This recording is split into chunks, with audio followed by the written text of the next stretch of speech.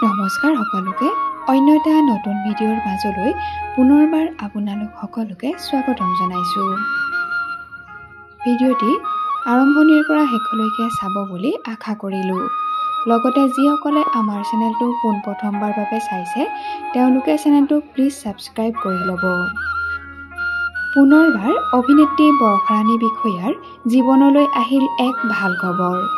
হয় বন্ধু-বান্ধৱীসকল, আপোনালোকে ঠিকেই শুনিছে। অভিনেত্ৰী বৰষাৰাণী বিষয়াই দিছে এক ভাল খবৰ। কন্যা আদৃতি বৰুৱাৰ আগমনৰ পাছৰে পৰা বৰষাৰাণী বিষয়াৰ জীৱনলৈ নামি আহিছে সুখৰ বতৰা। কালচাৰেল আইকনৰ বঁটা লাভ কৰিলে অভিনেত্ৰী বৰষাৰাণী বিষয়াই।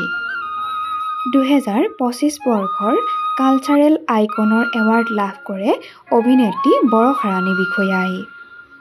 ইতিমধ্যে অনুৰাগীসকলে জনাইছে বৰষাৰাণী বিষয়াক অলেখ শুভেচ্ছা আৰু শুভকামনা। অসমৰ ৰাজ্যপালগৰাকীৰ পৰা এই বঁটাটি লাভ কৰে বৰষাৰাণী বিষয়াই।